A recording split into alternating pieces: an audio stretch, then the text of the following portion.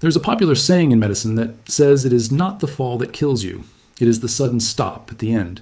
But in economics, it is rarely the sudden stop. In economics, death is usually a slow and painful process. It is a lingering illness. It is a slow puncture in the tire of a car that is moving at 100 miles an hour. You do not notice the air leaving until the steering wheel starts to shake. You do not notice the damage until you try to turn a corner and realize you have lost control. This is the story of the British economy.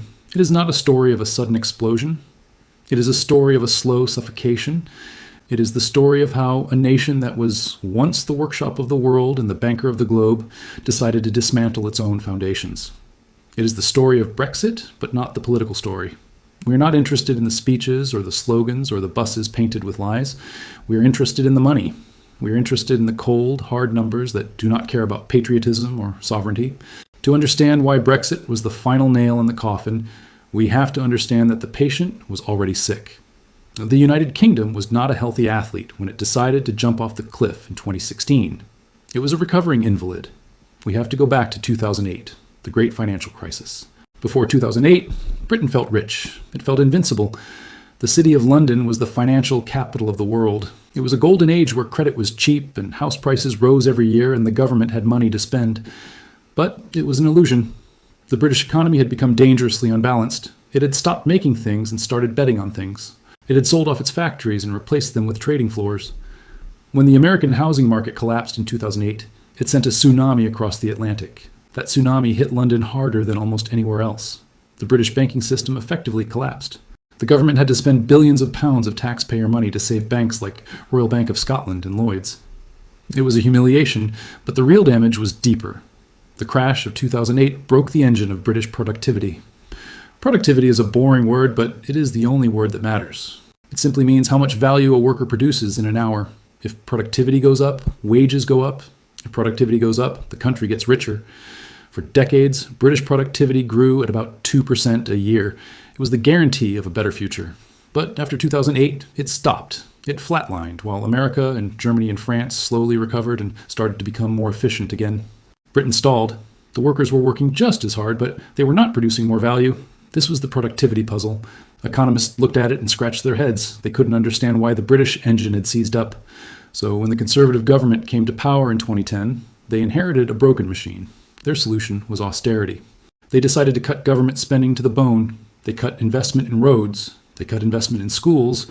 They cut investment in the very things that help an economy grow. They believed that if the government spent less, the private sector would spend more. They were wrong. The private sector was terrified. Business investment remained low. The recovery was the slowest in recorded history. For the average person, this meant that wages stopped growing. For the first time since the Napoleonic Wars, British workers were facing a decade where their pay packets got smaller in real terms. This is the crucial context. By the time we get to 2016, the British public was angry. They were tired.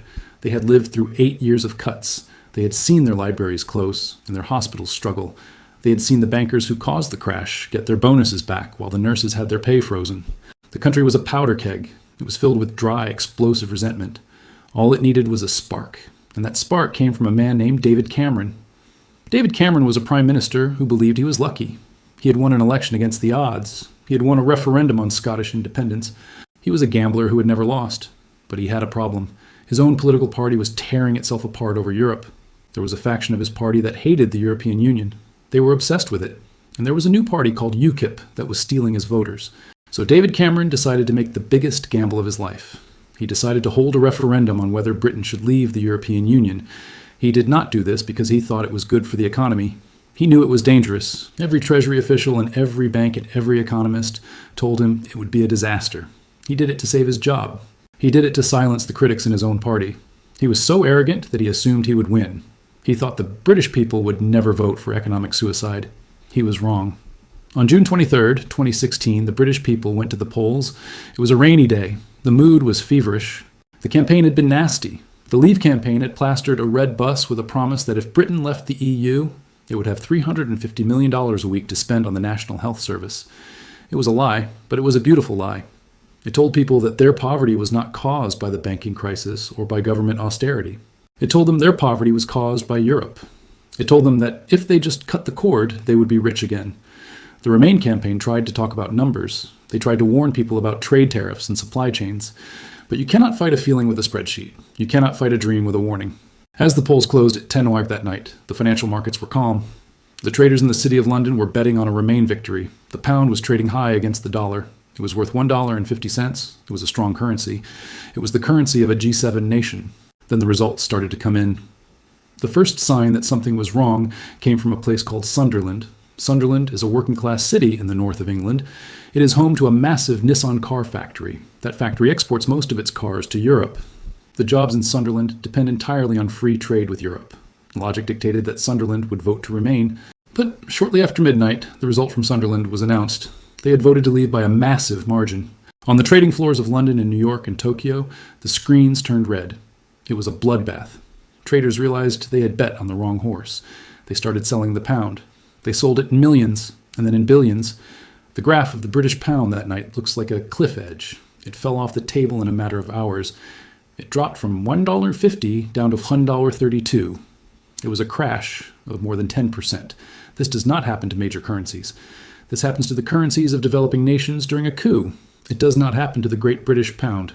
That night was the beginning of the end. That vertical red line on the trading screen was the moment the patient pulled the plug on the life support machine. David Cameron resigned the next morning. He walked out of number 10 Downing Street humming a little tune to himself while the country burned. He left a vacuum. There was no plan. The people who had led the Leave campaign had no idea how to actually leave. They were like the dog that caught the car. They didn't know what to do with it. But the economy does not wait for politicians to make up their minds. The economy reacts instantly.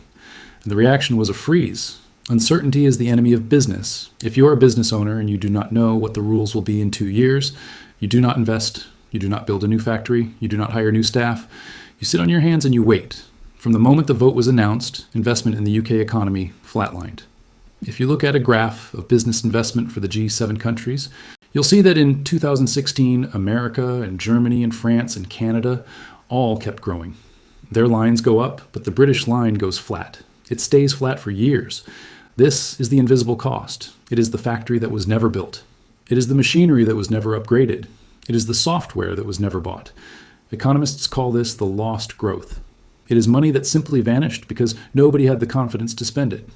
The immediate impact was felt in your wallet when the currency crashed. It made everything Britain buys from abroad more expensive. Britain imports almost half of its food and fuel. Suddenly, every banana and every tank of gas and every piece of technology cost 10 or 15% more. Inflation started to rise. Real wages, which had finally started to creep up after the crisis, were hammered down again. The average British family became poorer overnight. They didn't realize it immediately because the price tags didn't change the next morning. But over the next few months, the size of the chocolate bars got smaller and the price of the weekly shop got higher. It was a pay cut for the entire nation. But the Leave campaigners told everyone not to worry. They said the currency crash was good. They said it would help exporters. They argued that a cheaper pound would make British goods cheaper for foreigners to buy, so Britain would sell more. This was a fundamental misunderstanding of the modern British economy. Britain does not just dig coal and sell it. Britain makes complex things. It makes cars and jet engines and pharmaceuticals. To make these things, Britain has to import parts. It imports steel and electronics and chemicals. So while a weak pound made the final product cheaper, it made the raw materials much more expensive. The benefit was canceled out. There was no export boom. There was only inflation. For the next 4 years, Britain was trapped in a political nightmare. The government tried to negotiate a deal with the European Union, but it was impossible. The Brexiteers wanted everything. They wanted to have full access to the European market so they could sell their goods without taxes. But they also wanted to end the freedom of movement so they could stop European workers from coming to Britain, and they wanted to stop following European laws. The European Union said no. They said, you cannot have your cake and eat it. You cannot leave the club and stop paying the membership fee, but still use the gym. The British government was paralyzed. Prime Minister Theresa May tried to find a compromise. She was a serious woman who understood the details. She knew that a hard break would destroy the economy, but she was held hostage by the extremists in her own party. They called her a traitor. They said she was trying to keep Britain in the EU by the back door. Every time she tried to pass a deal, Parliament voted it down. The uncertainty got worse. Companies like Honda and Ford and Airbus started to issue warnings. They said, look, we have factories in Britain that rely on just-in-time supply chains. A car part arrives from Germany in the morning and is put into a car in the afternoon. If there are checks at the border, if there are delays, if the truck is stuck in Dover for 2 hours, the whole system breaks. Honda eventually announced it was closing its massive factory in Swindon. Thousands of jobs lost. The Brexiteers said it had nothing to do with Brexit. They said it was global trends. But Honda was keeping its factories open in the rest of the world. They were only closing the one in the country that had decided to build a trade wall around itself. In 2019, the chaos became too much. Theresa May was forced out. She was replaced by Boris Johnson. Boris Johnson was the man who had driven the red bus. He was a showman. He didn't care about details. He cared about power. He promised to get Brexit done. He won a massive election victory on that slogan. People were so tired of the arguing that they just wanted it to be over. They didn't care what the deal was anymore. They just wanted the noise to stop. So Boris Johnson signed a deal. It was a terrible deal. It was a deal that erected massive trade barriers between Britain and its biggest trading partner. It was the hard Brexit that economists had warned against. But Boris Johnson lied about it. He told the public there would be no non-tariff barriers. He told business owners there would be no forms to fill in. He famously said, "Fuck business," in a private meeting. On December 31st, 2020, Britain officially left the European single market and the customs union. The next morning, the reality hit. It was not a bang. It was the silence of trucks not moving. Small businesses were the first to die.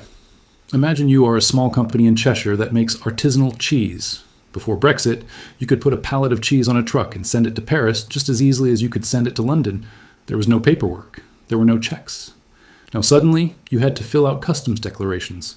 You had to have a veterinary certificate to prove your cheese didn't have diseases. You had to pay an agent to handle the logistics. The cost of sending that pallet of cheese went from $50 to $200, and the time it took went from 1 day to 5 days. For small businesses, the margins are small. That extra cost wiped out the profit, and the delay meant the cheese would spoil. Thousands of small British exporters simply stopped selling to Europe. It wasn't worth it. They retreated. They shrank. The government called these teething problems. They said businesses just needed to get used to the new forms. But these were not teething problems. This was the new reality. Britain had voluntarily imposed sanctions on itself. It had taken the friction that usually exists between enemies and applied it to its best friends. The numbers began to show the damage. British trade with the EU collapsed by 15% in the first few months, while the rest of the world was seeing a trade boom as it recovered from the pandemic. Britain was seeing a trade slump. The Office for Budget Responsibility, which is the government's own independent forecaster, calculated that Brexit would reduce the size of the British economy by 4%.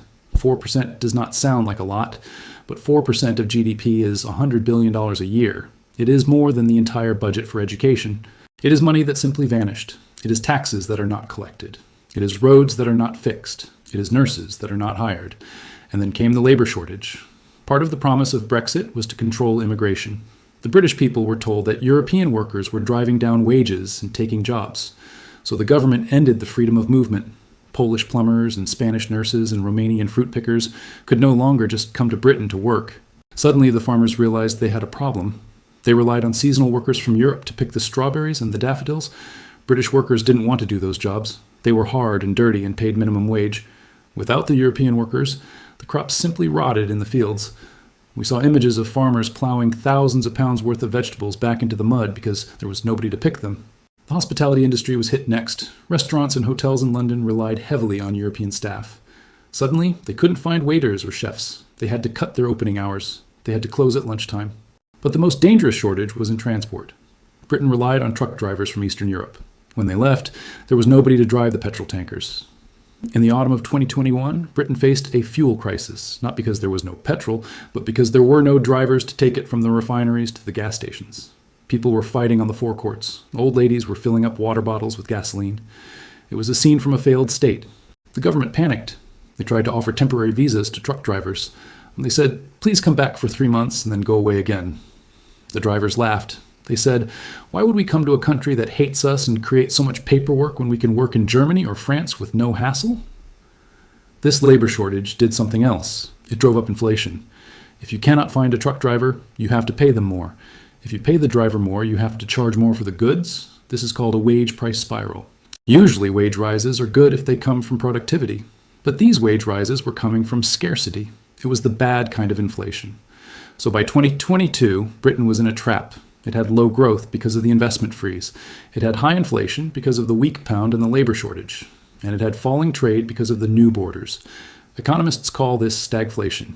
It is the worst of all worlds. But the final humiliation was yet to come. The final bullet had not yet been fired. That would happen in the autumn of 2022 with a Prime Minister named Liz Truss. But before we get to the catastrophe of the mini-budget, we have to look at the crown jewel of the British economy, the City of London. For centuries, London had been the banker to the world. It was the engine that subsidized the rest of the UK. The tax revenue from the banks in London paid for the hospitals in Liverpool and the schools in Glasgow. A huge part of this success was based on something called passporting rights. This meant that a bank in London could sell financial services to a client in Frankfurt or Milan without having a separate office there. It made London the gateway to Europe for American and Japanese banks. Brexit destroyed passporting rights overnight. London banks lost the automatic right to serve European clients. The Brexiteers said the city was strong enough to survive. They said London was cool and Europe was boring. They said the bankers would never leave London for Frankfurt. And in a way they were right. The bankers didn't want to live in Frankfurt. But the money didn't care about lifestyle. The money cared about regulation. The European Union demanded that euro-denominated trades be cleared inside the EU. They forced the clearinghouses to move. Slowly, quietly, the assets began to move. JP Morgan moved billions of dollars of assets from London to Frankfurt. Barclays moved business to Dublin. It wasn't a sudden exodus. It was a slow drain. 1,000 jobs here, $1 billion there. Amsterdam overtook London as the biggest share trading center in Europe. Paris started to attract the high-flying hedge funds. The City of London was still huge, but it was no longer the undisputed king. It was shrinking, and as it shrank, the tax revenue shrank with it. The golden goose was being strangled. This brings us to the psychological change. Before Brexit, Britain was seen by international investors as a safe haven. It was boring. It was stable. It had the rule of law and sensible institutions. You could park your money in London and sleep soundly. After Brexit, Britain began to look like an emerging market. It looked volatile. It looked unpredictable. It had had 4 prime ministers in 6 years. It was tearing up treaties. It was threatening trade wars. Investors started to charge a Brexit premium. This means they demanded a higher return to lend money to the British government because the risk was higher. This leads us to the moment the coffin was finally nailed shut. September 2022. Boris Johnson had been forced out by scandals. The Conservative Party members voted for a new leader. They chose Liz Truss. Liz Truss was a true believer. She believed that the problem with Brexit was that it hadn't been hard enough. She believed that the British economy was being held back by taxes and regulations. She wanted to turn Britain into Singapore-on-Thames, a low-tax, low-regulation tiger economy. She decided to launch a mini-budget. She stood up in Parliament and announced the biggest tax cuts in 50 years. She was going to cut taxes for the rich and for corporations. But there was a problem. She didn't say how she was going to pay for it. Usually, when a government cuts taxes, it also cuts spending to balance the books, or it produces a report from the Office for Budget Responsibility to show that the growth will pay for the cuts. Liz Truss did neither. She effectively said, "We're going to borrow billions of pounds to give to the rich, and we hope that magic growth will appear." She fired the top official at the Treasury. She sidelined the independent forecasters. She declared war on economic orthodoxy. The markets listened to her speech, and then the markets destroyed her. The reaction was instantaneous and violent. The bond vigilantes woke up. These are the investors who buy government debt. They looked at the UK, and they saw a government that had lost its mind. They saw a country with high inflation, massive debt, and a shrinking economy deciding to borrow even more money to fund a tax cut it couldn't afford. They stopped buying UK government bonds. They went on strike. When nobody buys your bonds, the price crashes. When the bond price crashes, the interest rate yields skyrocket. In a matter of hours, the cost of British government borrowing soared. But the terrifying part was the pension funds. Most British pension funds use a strategy called liability-driven investment, or LDI. It is complex, but basically it relies on government bonds being stable. When the bond prices crashed so fast, these pension funds faced a margin call. They needed cash immediately to cover their positions. They didn't have the cash. They had to sell assets to get the cash. But selling assets drove the price down further. It was a doom loop. On the Wednesday morning after the mini-budget, the Bank of England received a terrifying phone call. The pension funds were hours away from insolvency. If the bank did not intervene, millions of people would lose a huge chunk of their retirement savings. That afternoon, the Bank of England had to step in. They had to print $65 billion of new money to buy the junk bonds that Liz Truss had created. They had to bail out the country from its own prime minister. The pound crashed to its lowest level in history. It almost hit parity with the dollar. For a moment, it looked like £1 would be worth less than $1. The psychological barrier was crumbling. Liz Truss lasted 44 days. She became the shortest-serving prime minister in British history. She was famously outlasted by a head of lettuce that a newspaper live-streamed to see which would rot first. But the damage was done. The moron risk premium had been baked into the British economy. Everyone's mortgage rates went up because the government had to pay more to borrow. The banks had to charge more to lend. Millions of homeowners saw their monthly payments jump by hundreds of pounds. This was the Truss tax. It was the price of incompetence. But really, it was the price of Brexit. Liz Truss was the ultimate Brexiteer. She was trying to deliver the fantasy. She was trying to prove that Britain could defy the laws of economic gravity. The market taught her a brutal lesson. It taught her that sovereignty is an illusion. If you are borrowing money from foreigners, you can wave your flag as much as you want. But if the bond markets decide you are broke, you are broke. After Truss, the government was taken over by Rishi Sunak. He was a sensible man. He was an accountant. His job was to manage the decline. He raised taxes. He cut spending. He tried to calm the markets. He was basically doing what the IMF tells a bankrupt country to do. And that is where we are today. The UK has become the sick man of Europe again. The numbers are damning. Since the referendum, the UK economy has grown significantly less than the US or the Eurozone. The gap is widening every year. The average British household is thousands of pounds poorer than it would have been if the vote had gone the other way. Public services are crumbling because there is no tax revenue to fund them. The NHS has waiting lists of 7 million people. Schools are literally falling down because the concrete is crumbling and there is no money to fix them. The police have stopped investigating burglaries. This is what economic failure feels like. It isn't Hollywood. It isn't Mad Max. It is waiting 12 hours in an emergency room. It is waiting 3 weeks for a doctor's appointment. It is hitting a pothole on the way to work. It is paying $6 for a block of butter. It is a gray, slow decay. And the tragedy is that it was all self-inflicted. There was no war. There was no earthquake. There was no plague that caused this. It was a choice. The British people were told they could reclaim their past glory. Instead, they mortgaged their future. They voted to pull up the drawbridge and realized too late that they had locked themselves in the dungeon. Is there a way back?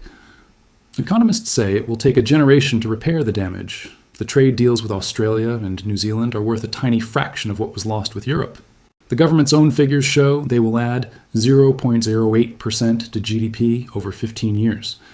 That is a rounding error. It is like quitting a job that pays $100,000 a year to take a paper route that pays $50. Rejoining the EU is politically impossible for now. The trauma is too deep. The country is too divided. So Britain is stuck. It is drifting in the Atlantic, halfway between Europe and America, but belonging to neither. It is a cautionary tale for the world. It is a lesson in what happens when you let populism drive policy. It is a lesson in what happens when you ignore experts. It is a lesson in the fragility of prosperity. Britain was a rich country. It was a stable country.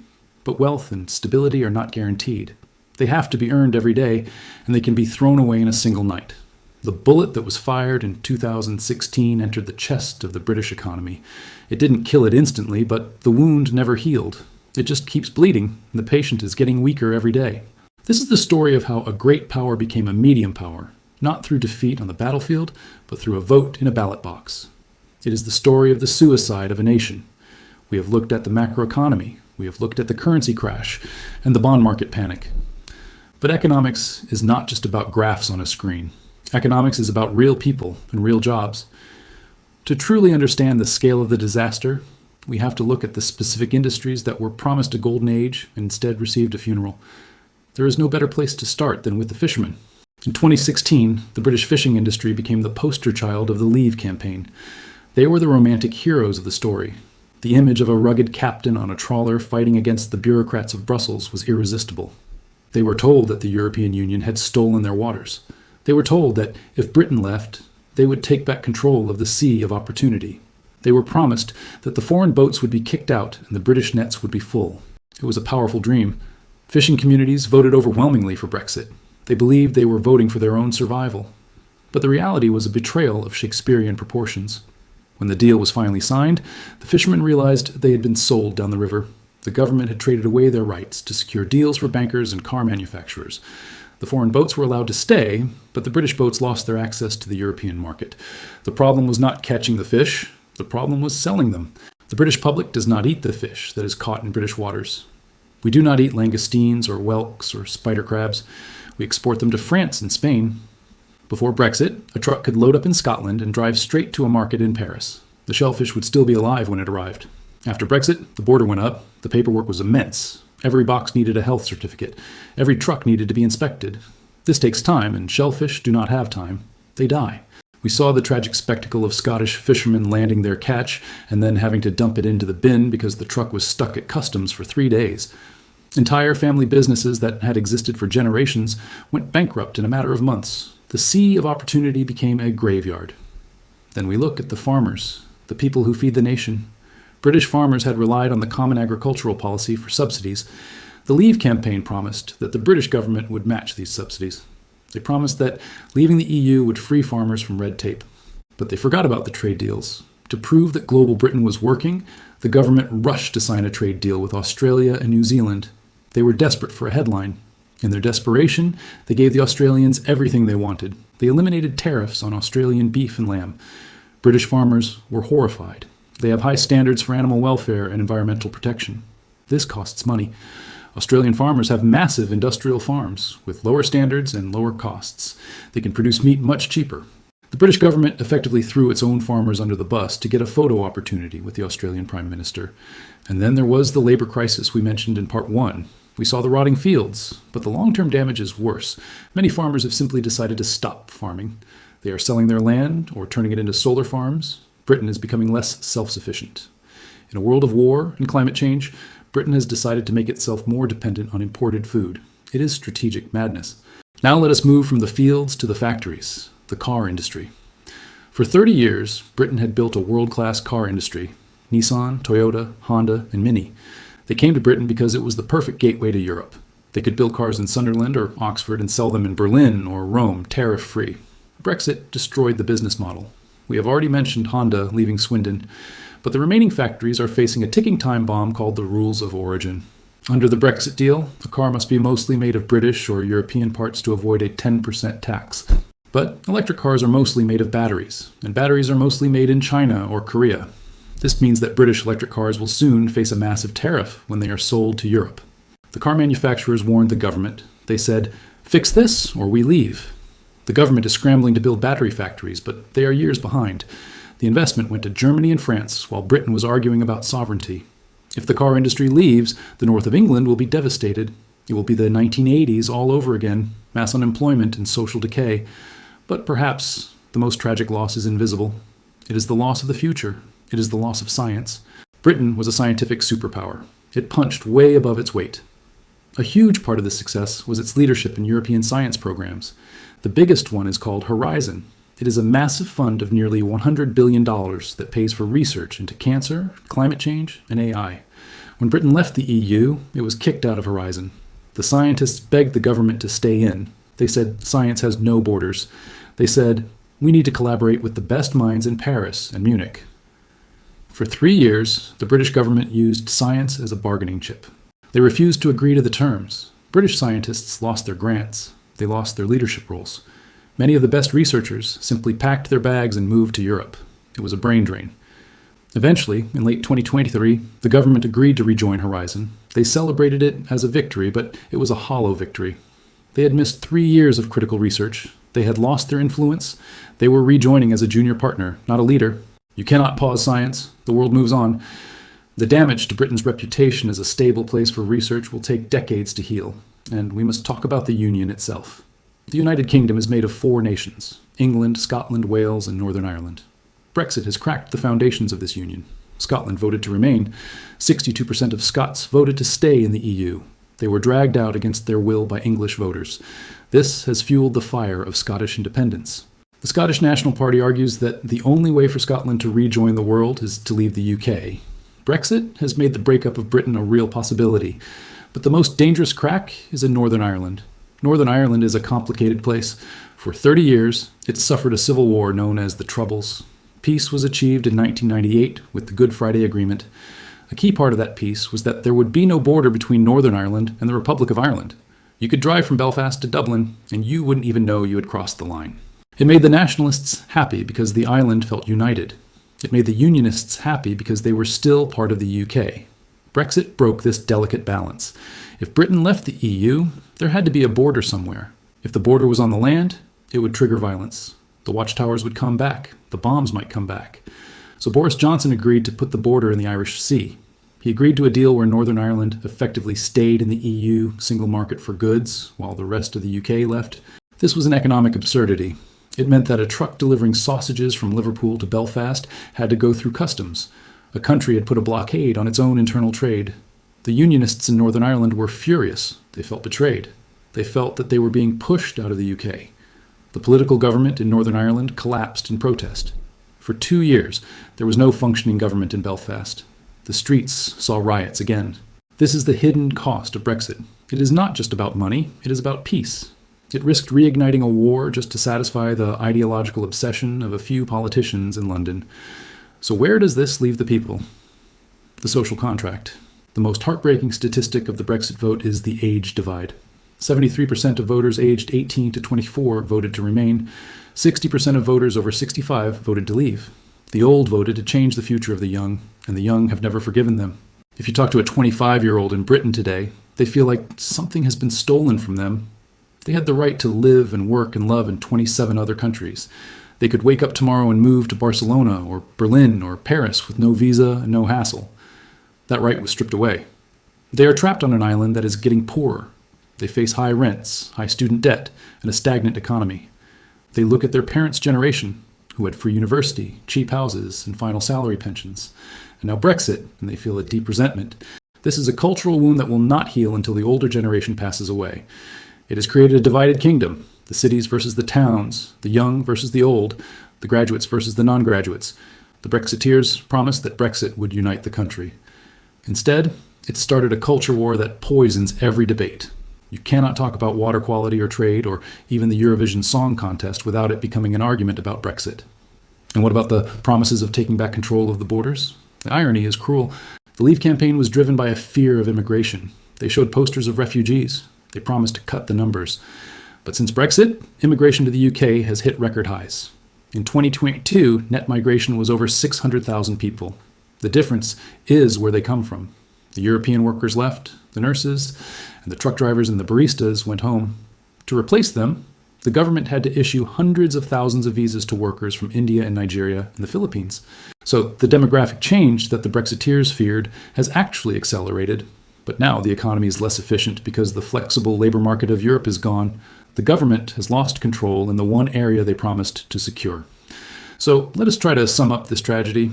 What was it all for? Was there any benefit? The Brexiteers will point to the ability to set our own VAT rates or the ability to approve a vaccine slightly faster, though that was debunked as false. They point to sovereignty, but sovereignty is a feeling. You cannot eat sovereignty. You cannot heat your home with sovereignty. The price of that feeling has been catastrophic. The UK is the only G7 economy that is still smaller than it was before the pandemic. The OECD forecasts that Britain will have the lowest growth of any major economy for the next 2 years, except for Russia, which is under heavy sanctions. Think about that. The British economy is performing as badly as a country that the entire world is trying to destroy financially. That is the scale of the self-inflicted wound. The collapse of the pound was just the scorecard. It was the world telling Britain what it is now worth. And the answer is less. Britain is now a poorer country. It is a more isolated country. It is a country with dirtier rivers and crumbling schools. It is a country where the police don't come when you call and the ambulance takes 3 hours. It is a country that feels like it is running down. The public realm is exhausted. The streets look a bit shabbier. The shops are closing. And the tragedy is the silence. For years, the main political parties refused to talk about it. The Conservatives couldn't admit they made a mistake. The Labour Party was terrified of offending the Leave voters in the working-class towns. So there was a conspiracy of silence. The elephant was in the room, destroying the furniture and smashing the windows, but the politicians were pretending it wasn't there. Only now, in 2025, is the silence starting to break. The polls show that a massive majority of British people now think Brexit was a mistake. Even the people who voted for it are changing their minds. They look at their bills, they look at the empty shelves, they look at the news, and they say, "This is not what I voted for." They were promised a Ferrari. They were sold a broken bicycle. So how does it end? There is no quick fix. There is no button to press to undo it. Rejoining the EU would take years, and the EU might not even want Britain back. Britain has proven itself to be an unreliable, unstable partner. Why would they invite the chaos back in? Britain faces a long, hard road. It faces a decade of stagnation. It will have to slowly, painfully rebuild its relationship with Europe. It will have to follow European rules without having a say in making them. It will have to become a rule taker, not a rule maker. This is the ultimate humiliation for the sovereignty campaigners. In the end, Brexit serves as a warning to the rest of the world. It warns us that democracy is fragile. It warns us that lies have consequences. It warns us that you cannot separate economics from politics. If you build your politics on anger and nostalgia and rejection of expert advice, you will eventually crash your economy. The markets do not care about your flag. The markets do not care about your past glory. The markets care about stability and reality. Britain chose fantasy over reality, and now the bill has come due. The last bullet was fired in 2016, but the patient is still bleeding. The collapse of the pound was not just a currency fluctuation, it was the heartbeat of an empire finally stopping. The history books will look back on this period with bewilderment. They will ask why a wealthy, successful nation chose to impose sanctions on itself. They will ask how a population was persuaded to vote for its own impoverishment. And the answer will be a red bus, a lie, and a tragic misunderstanding of what makes a country strong in the 21st century. Strength is not standing alone. Strength is standing together. Britain forgot that lesson, and it is paying the price every single day. Subscribe now to stay ahead of the curve, because when the history books are written, you'll want to be among the few who saw it coming.